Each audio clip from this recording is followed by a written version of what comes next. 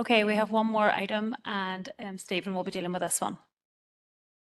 So thank you, Chair, for allowing me to bring this up, and thank you, members, for your indulgence in bringing it forward. So as I said at the outset, clarification, are we still in committee? We're out of committee, are we? Yeah, out of confidential. yeah. So members, as I said at the outset, I recognise that this is not a decision-making body, and therefore what I'm seeking is a steer on the issue that is raised, but I felt I couldn't go any further without bringing it to your attention and seeking the steer. So members may or not be aware that a week today we have a jobs fair which is to be hosted in our site in the Foyle Arena. Traditionally we do this jobs fair annually. We would do it with the Department for Communities, who are the lead in this, through the Jobs and Benefit Office. Our staff would support the jobs fair. We would support the marketing initiative through our local market partnership, and our staff would be available on the day, and we'd have a range of employers and people there to help people seeking employment. A request came from DFC towards the start of last week, maybe the end of the previous week, that the armed forces would be given a stand at the jobs fair. So that would be the three armed forces: the Army, the Navy and the Air Force. The request has not been dealt with before, and we have not had previously the armed forces at any of our stands. So on that basis, I went back to say it was a sensitive issue. It wasn't an issue that I felt that officers could decide on, and in the absence of elected members, and we were in recess, that it wouldn't be something we could progress. DFC continued to push the issue, and I had a number of emails and correspondence. I kept going back to say we were happy to take this issue to elected members, and we were happy to get a definitive response, but that could not happen before the jobs fair next Tuesday, because only a decision of council could give us a definitive position. On Monday, we received a letter from the Permanent Secretary of DFC to the Chief Executive outlining the same issue and seeking an absolute decision from council, despite having been informed that, as I say, we were not able to do that. Consequently, in discussion with the Chief Executive, we felt the only thing, it was now sitting uncomfortably with officers within council, and the only thing I could do was to raise it today. It was the first opportunity to get a steer from elected members. The Permanent Secretary is seeking a response by the close of play on Thursday, to be able for him to go back to the armed forces before the jobs fair next Tuesday.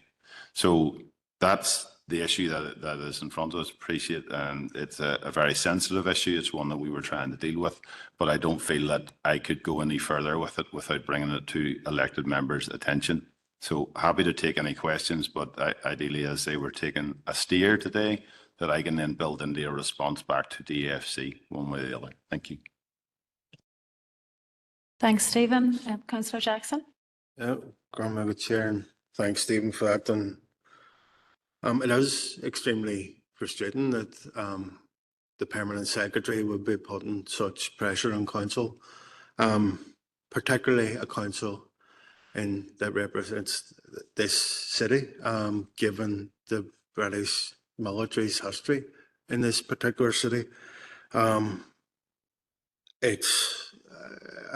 But I appreciate the position that officers are in, and I appreciate the opportunity for us to give a bit of a steer. We fully support the jobs fair.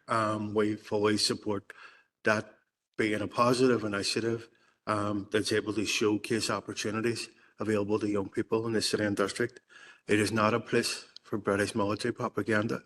The British military has had a negative impact in this island over centuries, and they're not welcome in this island. And from our perspective, they're not welcome in any council event or venue. As you've said, they haven't featured as part of the jobs fair in the past, and if from our perspective, they should never feature as part of the jobs fair in the future.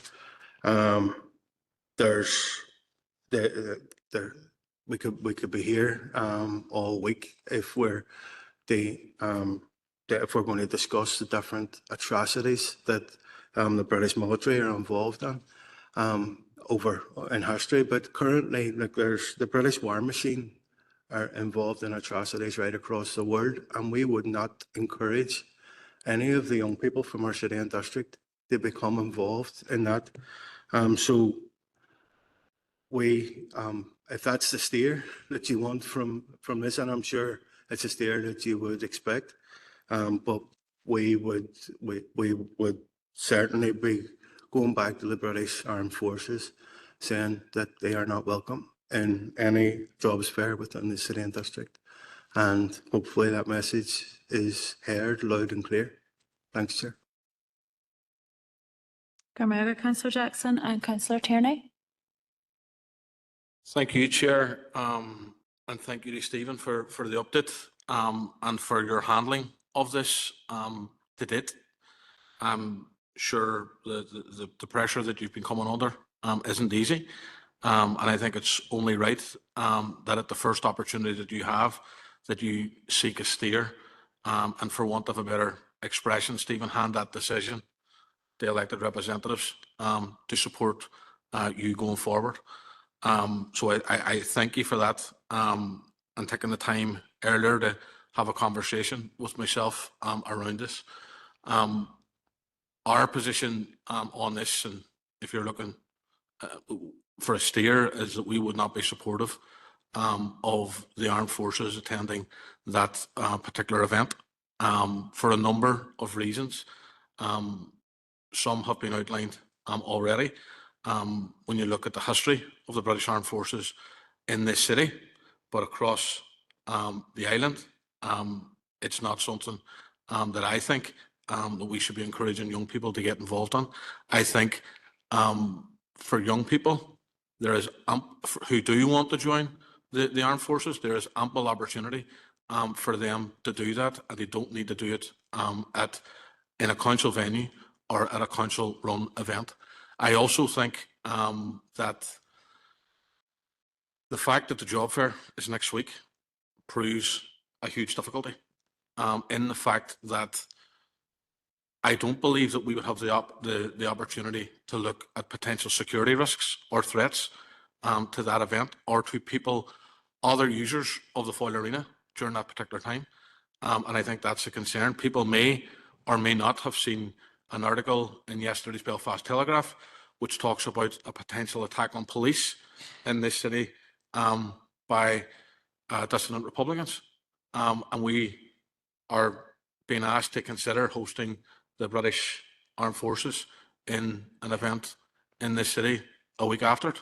I don't think we would have the security in place to cover that and to make sure that everyone who was attending that event and everyone who is attending that venue for different reasons, we wouldn't have the time, in my view, to take that into consideration in a full and detailed way. I also think, and if we're going to talk open and frankly about this, you know, if the British Armed Forces are going to be there, I would assume that there could be the potential for protests outside the Foyle Arena or outside that event. I believe that that would put people off going to the event who may be looking for employment opportunities elsewhere and could hinder, in my view, the success of that event and the success of people across the city and district trying to seek out employment. So that's some of the reasons why we believe that it's not appropriate.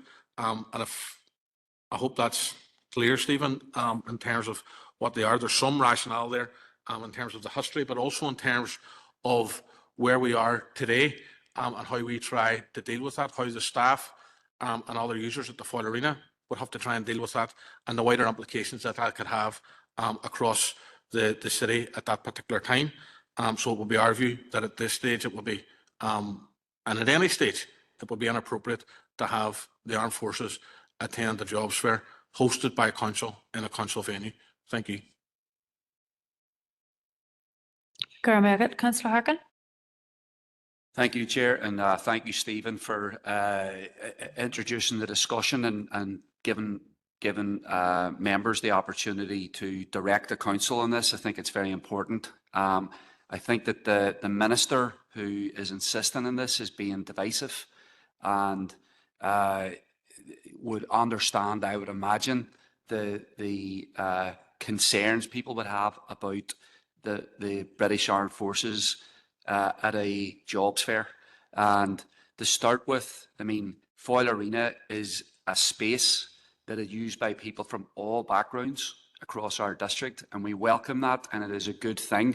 And it's good. We just had a discussion about how our leisure services are being used more, which is great. So I just think that, like, I don't think that this would be a positive event at all for a council-owned, managed space. I think it sends the wrong message and does the wrong thing.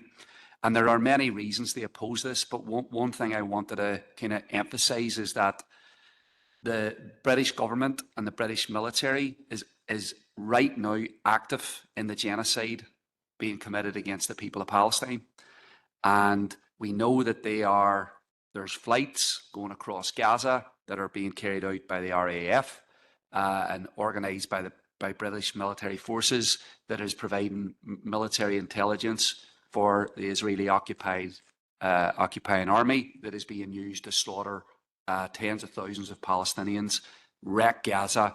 And despite what Starmer has said about the recently under pressure about the evil things that are being committed, nothing has changed about British military involvement in this because they see Israel as a partner. So on that front, if the British Armed Forces, just in this basis alone, were going to be at Foyle Arena, there will be a protest, without a doubt, about their participation in Gaza. And I think for council, given that we support boycott, divestment and sanctions, and have taken a series of actions to enforce that ourselves, that we would not be welcoming for an organisation that is actually complicit in genocide. So on that basic thing alone, I think we would have to tell the minister that this would go against corporate council policy, in addition to, when it comes to Palestine, when it comes to the genocide. So I think we have to refuse it. And I agree. I think it would be a disaster when it comes to the point of the actual event, which is to encourage people to come and look for employment. I would also hope, just on the issue of genocide, that organisations like, for example, Thales or Bombardier would also not be invited, because we know that they are directly involved in profiteering from genocide as well. So, in addition to what the British Army and British military forces have done to people in Ireland and in Derry over many, many years that people are familiar with, I think that, Gaza is in the forefront of people's minds right now, and the British military is very involved. Okay, Councillor Donnelly. Good Chair, and I want to thank you for bringing this out of confidentiality. Chair, the vast majority of people that I represent would see the British Army as an occupying army. That is the stark reality. And only 2 weeks ago, they were on the streets of Craigan, ransacking homes. The British Army, there's a cemetery in this city, and there's a cemetery right throughout Ireland, several cemeteries, they're full of people who've been murdered by this occupying army. And we should have absolutely nothing to do with them. We have a corporate position in a motion that was brought to this council a number of years ago, and it says, given the history of British imperialism in Ireland, this council calls on local educational facilities for children and young people to refuse British Armed Forces access to children/pupils as part of their attempt to glamorise and recruit for their imperialist ventures. Chair, that was a motion. That's the corporate position of this council. So this council has asked schools, or called on schools and educational facilities not to allow this to happen. And if we were to allow this event to go ahead in one of our buildings, then the hypocrisy of it is absolutely massive. This council has a BDS policy, and in my mind, that includes the British Army. Councillor Harkin has just outlined the complicit nature of the British Army in the ongoing genocide that's happening in Gaza. It throws out the window any value regarding this council. And there will be a lot of anger. There will be fury. And if there's a protest, I think all armed groups should stay out of council premises and out of schools. But if this council allows the British Army to take part in a recruiting fair in order to recruit children, strip them down psychological and train them to be killers, then it's absolutely morally wrong. And if there's a protest, I'll be at it, as will, I believe, many, many other people throughout this city. Thank you. Councillor Donnelly, Alderman Hussey. Thank you, Chair. Like Councillor Donnelly, I thank you for bringing this out of confidentiality, because it enables the public who can watch this to see the sheer hatred and bigotry being exhibited in this chamber this evening. I now feel that so-called colleagues sitting in this chamber want me to leave this chamber. I'm extremely proud of the military history of my family, extremely proud. My late grandfather from Ballybay joined the Royal Irish Fusiliers in 1905 and served for a long, long time. Every single maternal and paternal uncle and aunt that I have served in the forces. Every single one of them. My uncle Willie Maguire, served in the Special Air Service. He was one of the original members of the forces who served with Blair Main. He was there. My uncle served in the Battle of Britain in the Royal Air Force. My mother served in the Women's Royal Navy. My father served in the Royal Navy. I have uncles and aunts who served in ACAC and you name it, and served all across this world. And for what I've heard today from colleagues, just tears the heart out of me to think of folk who have had the courage to wear the uniform of constitutional forces of their particular country in such a way is disgraceful. It's a shame on every single one of you. I was very proud and privileged to join with members of the Irish UN veterans just the weekend past, when they unveiled a memorial to their fallen veterans. I didn't have an issue with that. And I wouldn't have an issue if it was members of the IDF, the Irish Defence Forces, by the way, who wished to also have a recruiting stand at that. Not in the slightest. I'm absolutely dismayed and shamed to be sitting in this chamber and hear the remarks that I've heard.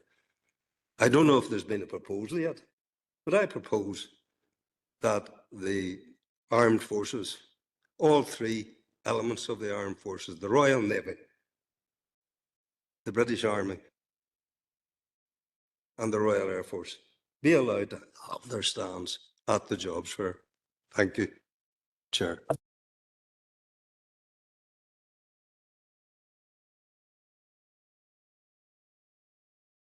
Alderman Hussey, just taking advice there, and we can't, because this isn't decision-making body. Stephen is asking for a steer on this today, so it's a position. Chair, in light of that, obviously you can't take a proposal, and I suspect we can see how officers will have to react to the shameful remarks that they've heard here today. But don't forget, there are a hell of a lot of our citizens who do serve and have served in our forces, both north and south. And I give every single praise to them. And I would encourage any young person to seek employment within the armed forces, within the wide range of specialities that are available there. Thank you. Online, we have Alderman Cook. Thanks, Chair, for letting me in. I do understand, why obviously Athos came to committee for a steer. Myself and my party colleagues fully support the armed forces coming to the jobs fair. Like, I know many young people who are interested in joining the British Army, and our young people should be allowed this opportunity. We need to be seen to be inclusive, and we need to give them these opportunities. Some of the comments, like Alderman Hussey said, regarding a protest even, are really, really disappointing.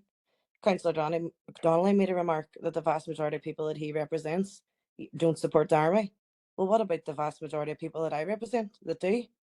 I'm really, really disappointed, like Alderman Hussey, at the comments that was made today, and we fully support them coming to the jobs fair. Thank you. Alderman Cook and Councillor McDade. Thank you, Chair, and thank you, Stephen, for bringing this for the steer. I think it's clear what the majority of the steer is. And Alderman Hussey, all your family have been part of the armed forces. That's absolutely grand for your family. But if you think about the number of people here in the city and beyond who have experienced such tragedy at the hands of the armed forces, I think it's not right to make it personal and how it's made you feel.